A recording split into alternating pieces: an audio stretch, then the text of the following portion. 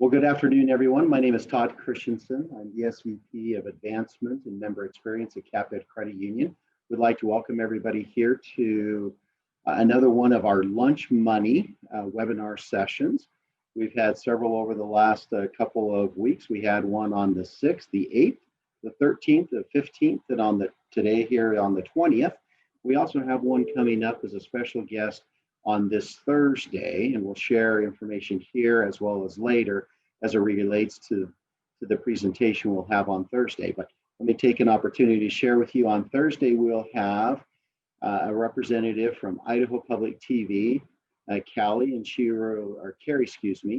will be sharing information on resources that are available for families and others during homeschooling, resources that are made available through Idaho Public TV. If you know others who would like to participate in that webinar and receive that information, they can still register and be a part of that. Today, we'd like to welcome and introduce Jenny Sandford. Jenny, if you go ahead and click on your camera and unmute. This is Jenny Sandford. She is our VP of Consumer Lending. She is all things around credit, loans, lending, and she has an incredible presentation today around credit scores. And as I think she will say, she likes to manipulate credit scores. So welcome, Jenny, and thanks for sharing the information. I'll turn the time over to you. Thanks, Jenny. Thanks, Todd. Welcome, everybody. Appreciate you spending your lunch hour with us. As Todd said, I am going to give you a little insight on credit, what makes the credit score, how to strengthen your credit score. Yes, there are ways to manipulate it, which we'll get into a little bit, but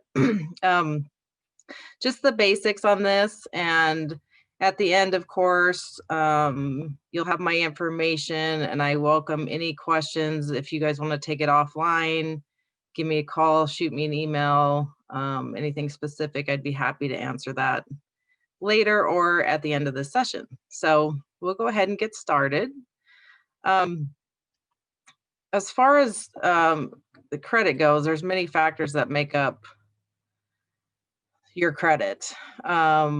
You can build it, things happen in life to people, and sometimes it goes down. We'll teach you how to get it back up, and a higher score, how to keep that higher score. So, and also we're going to talk a little bit about how we use your credit score and other financial institutions, and just the importance of having the score. The higher your score, the less money you pay over time. So we'll get into that today. So the lowest score you can have, it really depends on the bureau. There's 3 different credit bureaus. Depending on what is reporting to that bureau is going to depend on what your score is. So the low range is between the 250 and 350, as you can see here. And the highest scores are, it used to be just over 800. Now they've gone all the way up to 900. They have new credit score that have come out recently, actually within the last couple of years, and they actually have an enhancement on them so they can go higher than the 850 up to 900.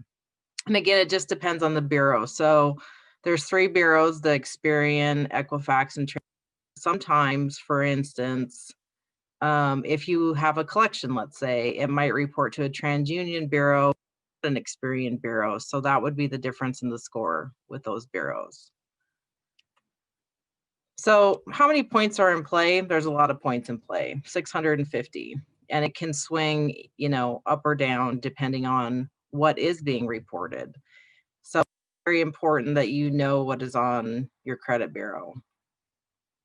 So the 2 dominant factors that make up your score is payment behavior and capacity.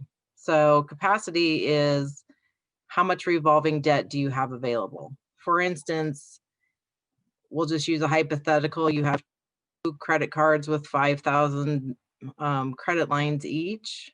If they're maxed out, your capacity is 0. You want the capacity. The higher the capacity, the more points you actually add to your score.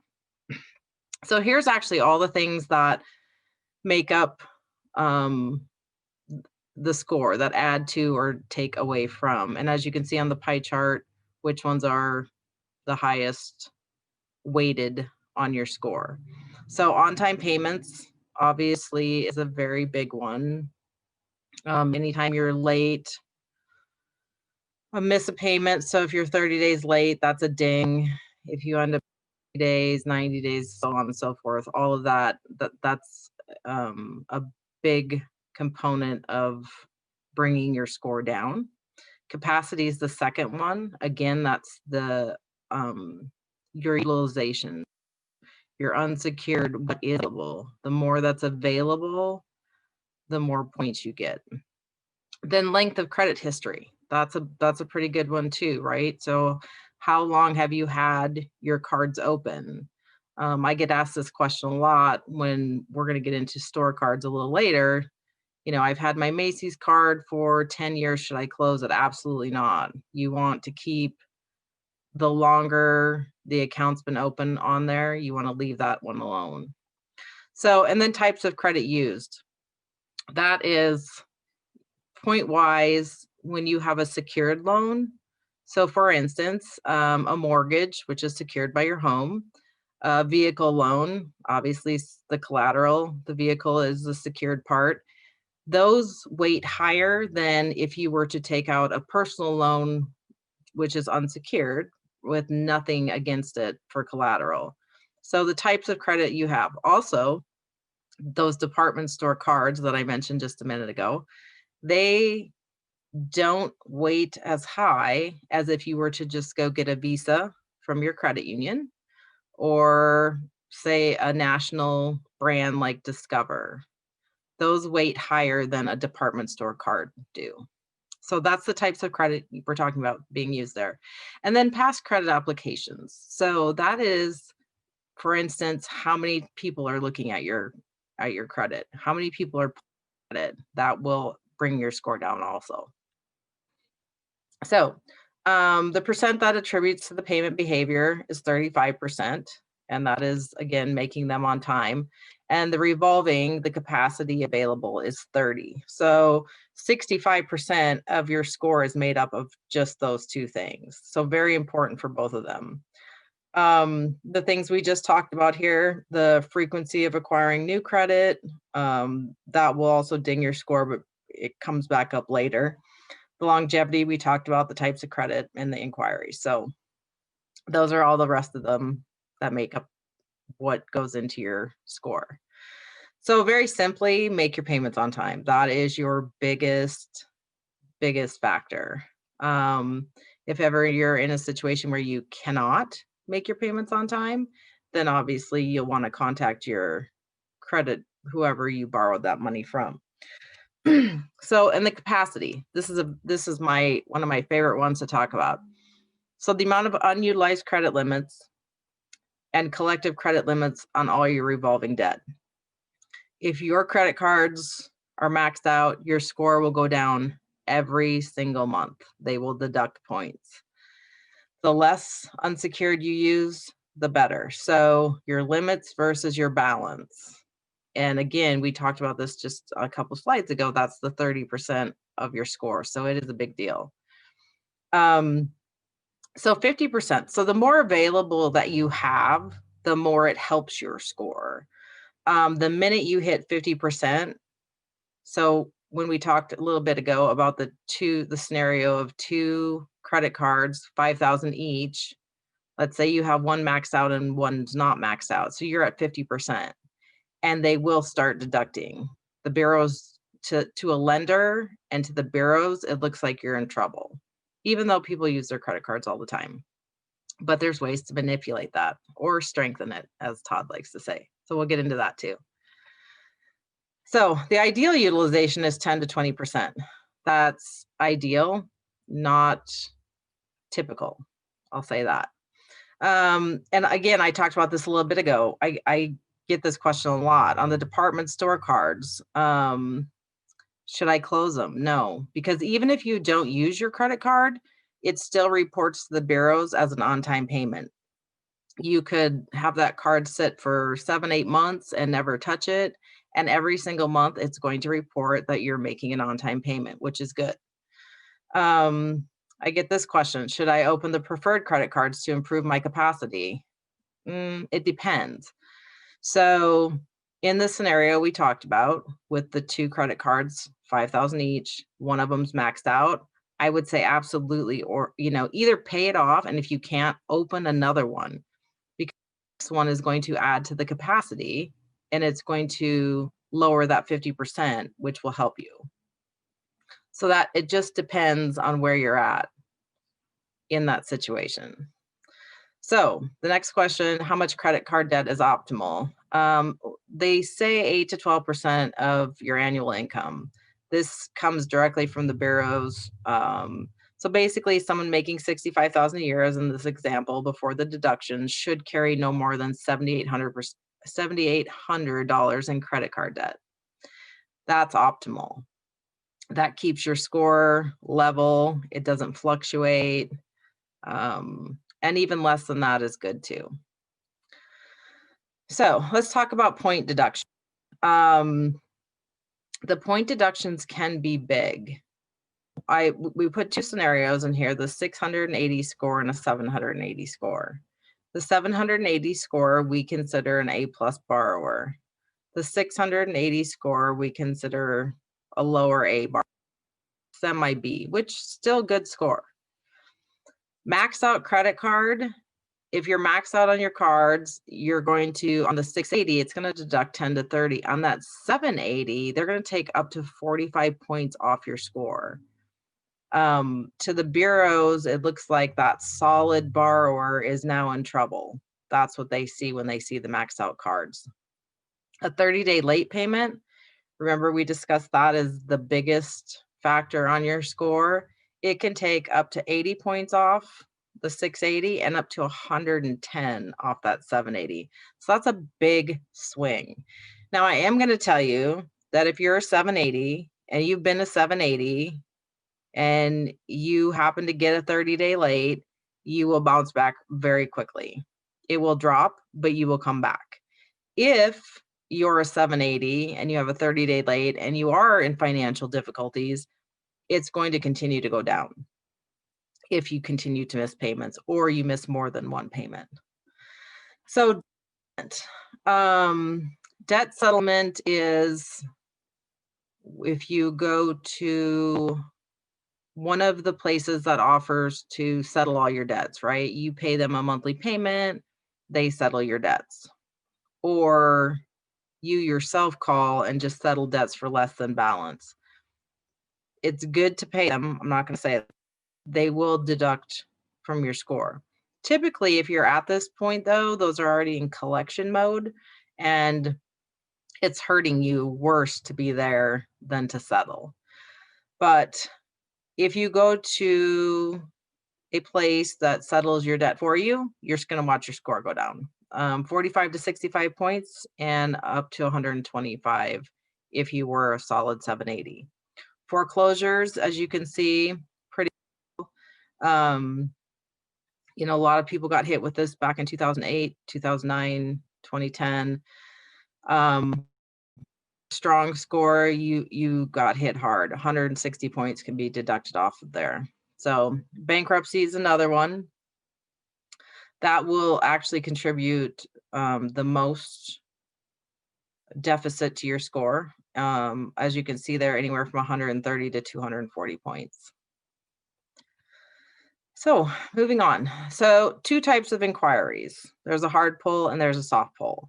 So a hard pull is when you come to CapEd and you ask for a loan and we pull your credit. A soft pull is when any company does a pre-screen to see if you are eligible for maybe an increase or maybe a new credit card or maybe a refinance. When they do a soft pull, it does not affect your score. The hard inquiries, as we just talked about, they can drop your score also. And you're going to see the lender who has pulled the credit on there for up to 2 years.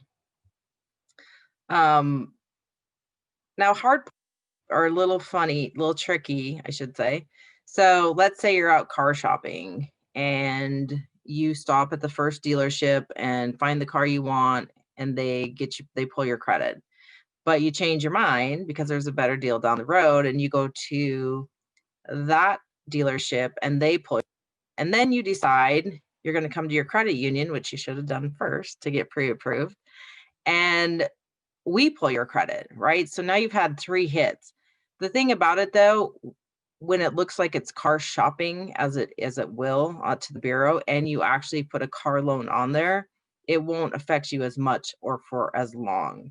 It bounces back very quickly. Same thing with a mortgage. A lot of people mortgage shop, and you might have 3 lenders that pull your credit.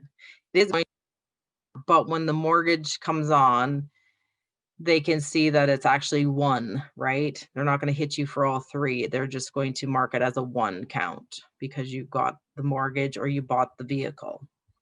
So again, at the bottom here, soft inquiries, they don't hurt your credit. They're done for pre-approval or pre-screen campaigns, and it happens all the time, and they don't affect you. It's those hard pulls that you have to watch out for. So let's talk about mistakes on your bureau. If there is a mistake on your credit report, file the dispute. All 3 credit bureaus, even if it's not showing on one, dispute them. So what happens is they have 30 days to respond, dispute, and actually prove that that debt is yours. They don't, it's completely erased off your credit report. You won't even see it on there anymore. It doesn't show like a 0 balance. It's just gone, which is very good for you. It's online, it's for free. Everybody can do it. Now, one thing I tell people who, for instance, have had some challenges in life and they're struggling, they might have a good credit card, but they've got some collections from the past, or they're trying to reestablish and they can't possibly pay all these collections off at one time. I get this question a lot. What do?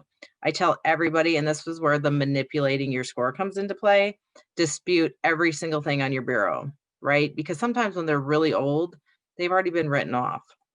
Now, what will happen is the 30 days will come and they're either going to say, yes, you owe us this money, or they didn't respond, couldn't find it, it's been charged off, whatever the case may be, and then it's deleted. And that will help your credit. Now, on that same token, once those have been affirmed, I tell everybody, one at a time, the debtors, and ask them what they'll take for a settlement, and then work on those. Getting that stuff off your credit is going to help your score a ton. So,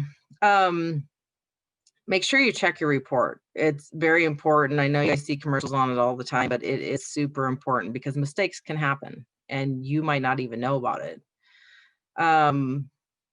So we already talked about that, the payment arrangements and cleaning up the bad credit. So questions, and I received a lot of these from the last time I did this presentation. I had a gal call me and she was like, I don't owe anybody anything. I've always paid my bills. I pay cash. How does that affect my score? Well, it's huge. You have a score. So if there's nothing reporting to the bureaus at all, you have no credit cards, no auto loans, no home loans, nothing, you're what we call a 0 score. So good for you for paying cash for everything and being out of debt. However, if you ever want to go borrow money, like if you're going to buy a house, you're going to have a 0 score. 0 scores are considered C in the ratings of scores. So it's not good. You're going to pay a higher interest rate.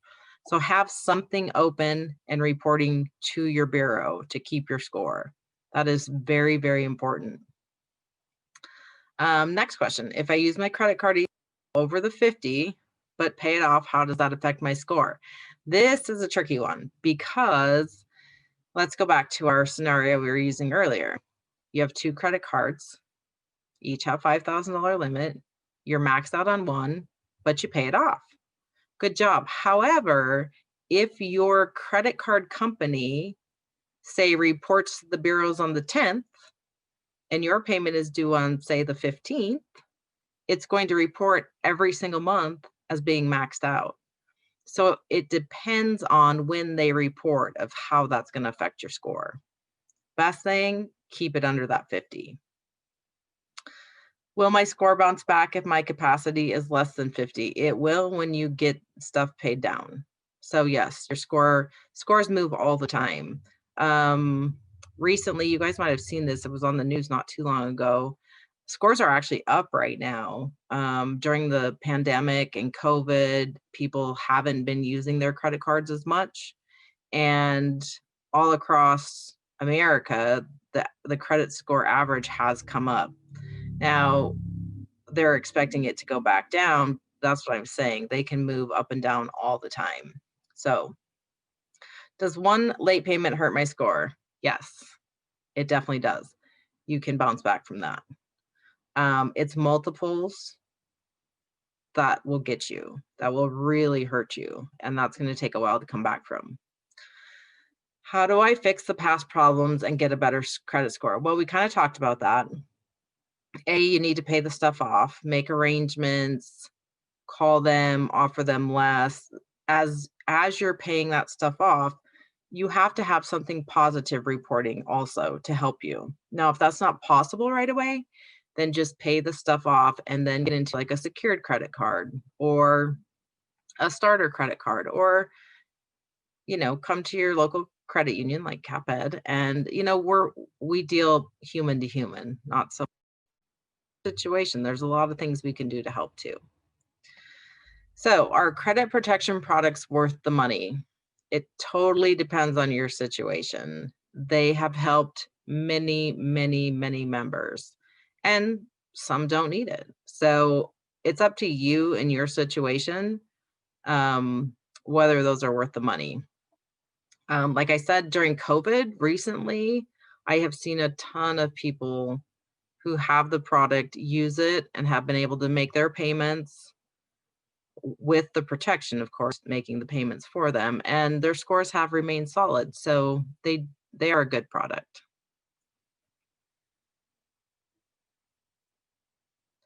So get to our conclusions. Making payments on time, biggest thing to affect your score. Definitely don't want to miss your payments. I know a lot of people are worried about auto payments, but if you have everything set up on auto payments, you never have to worry about it not happening. And on your credit cards, you should set up the payments to always pull the minimum due automatically in case you ever forget. And if you like to pay it off in full every month, great. Let's say a life event happened and you forgot about the credit card. The worst that's going to happen is you're going to have a little bit of interest on that balance. It is way better to pay that little bit of interest than to take the late fee and have it affect your score. So big deal, set up your payments automatically and set up your credit cards to pull the minimum due every single time. Then you never have to worry about being late. Keep those balances low, below the 50% of the capacity. That's also a big deal. And if you're already there, if you've had some struggles and you're maxed out, just chip away at it. That's the best thing. Your score will come back. The unsecured debt ratio, that's what we call the UDR. It's very important. And again, that goes back to capacity and using your cards. Keep those balances low and your unsecured debt ratio will be low. It's one of the big factors when we're looking at your application. So debt ratios and unsecured debt ratios, and that's a big one for anything, mortgages, vehicle loans, credit cards, all of that stuff that comes into play. And try not to carry your balances for very long. I understand things happen and that's not always the case. You have to carry the balance. Try to pay a little extra on those balances. So let's talk about the non-preferred department store cards. You know, you're out at Best Buy buying appliances, you're going to save 10%. Those cards do not report the same. They actually are lower on your score. They're looked at differently. Now, I'm not telling you to close any of them out. I happen to have 3 or 4 myself, but I've had them for a long time. So keep the ones you have, but do not open new ones, even if you think it's a great deal. Again, here's the free credit report. All the bureaus, pull all 3 bureaus. Everybody's using different bureaus, so you want to make sure you know what's on everything. It's annualcreditreport.com. You're entitled to them. They're free. Just go online. It's super easy. If there is a problem, again, you'll want to clean that up. Well, that's my end of it. I'll bring Todd back on here. Well, thank you for that, Jenny. We appreciate that. A great rundown and excellent information around credit scores, how they're calculated, how they can be impacted by your activities. We do have a question here in the chat. Let me read it. And then Jenny, maybe you can answer this because we do have a few moments here. Is the 50% capacity hit based off of your overall capacity or per card? So let me restate that just to make sure that we cover that. Is the 50% capacity hit based off of your overall capacity or per card? The overall capacity. So you could have the scenario we keep using, the 2 5,000, right? And let's say you have another one that's 10,000 and you only have the one maxed out, the 5,000. It's overall, it's all of your unsecured limits to what the balances are. Okay. That's a great question, by the way. Great question there. Thank you. Thanks, Kelly, for your question there. If you have other questions, feel free to open up the chat. You'll see that on the lower portion of your screen and add items in there. Maybe we can take a few more questions. And I learned something today as it relates to the credit card pulls. We had a daughter and son-in-law who went out and looked to purchase a vehicle. They went out and had a couple of dealerships pull their credit, and their credit scores went down. And we've talked a lot about credit scores with them. And my daughter called up almost in a panic of my credit score has gone down. It's gone down. It's gone down. And I said, okay, let's look into why. And so I appreciate the information that if you've gone out to a dealership and they have pulled your credit, that will bounce back more rapidly. We have another question. Yes. What was the income to credit ratio again? What was the income to credit ratio again? We have that from Crystal. Crystal, I don't know if you want the income to credit ratio. Yeah, income. The question is what was the income to credit ratio again? I guess I'm not understanding that. Oh, as far as your debt or? Yeah, let's go there and then let's see if that answers the question.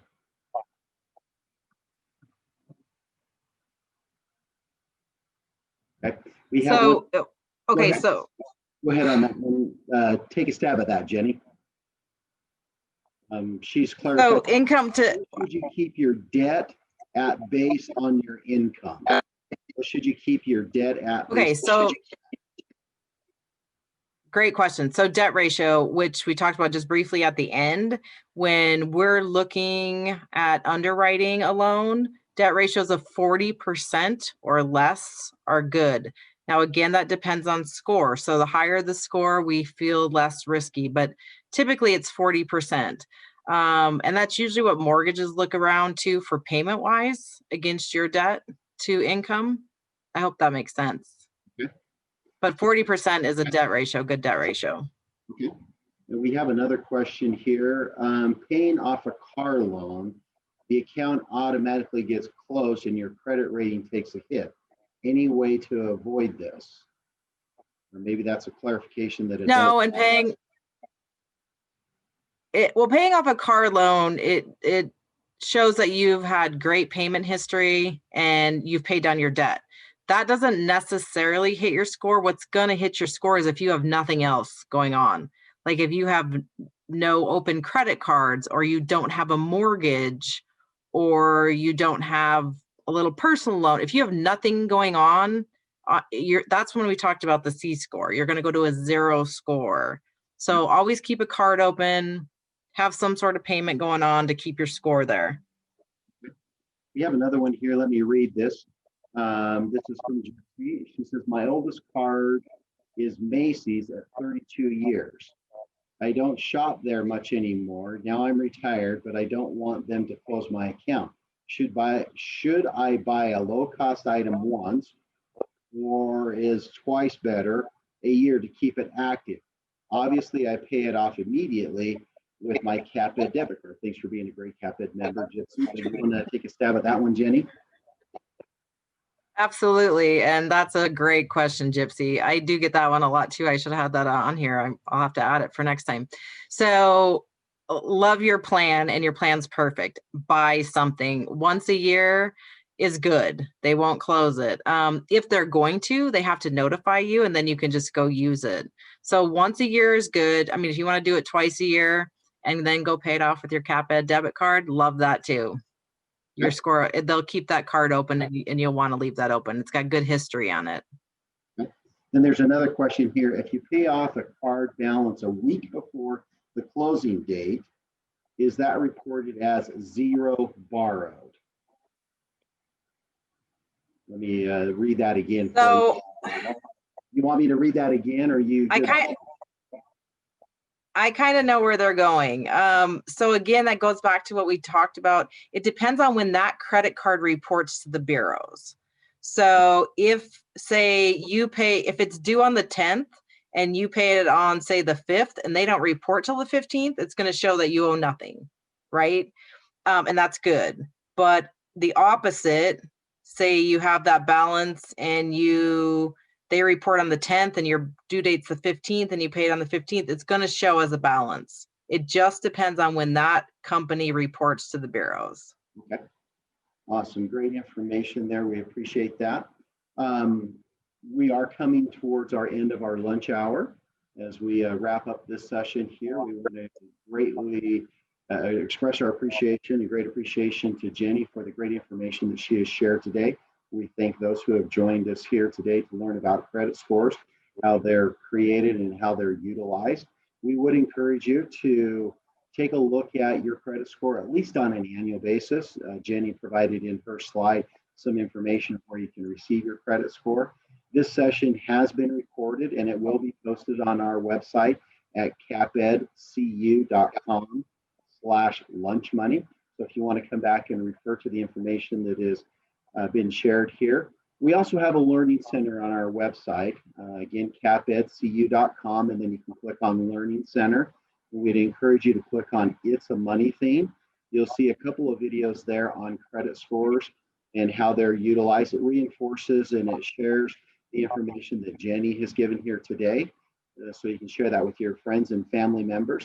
And we invite you to join us for our additional Lunch Money webinars that are coming up on this Thursday. Again, as I shared at the beginning of the presentation today, we have Carrie from Idaho Public TV.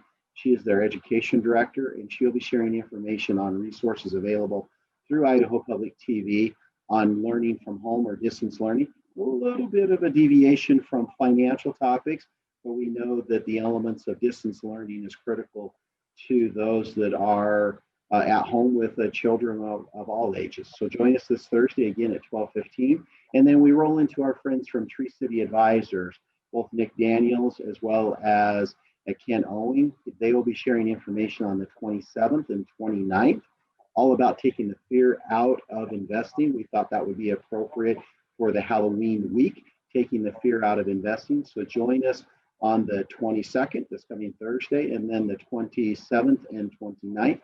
You can find out all of the upcoming webinars, again, at capedcu.com/lunchmoney. We appreciate your attendance today. Have a great afternoon and enjoy your Tuesday. Thank you. Thanks, Jenny. Thanks, guys. Have a great day. Okay. Bye, everybody.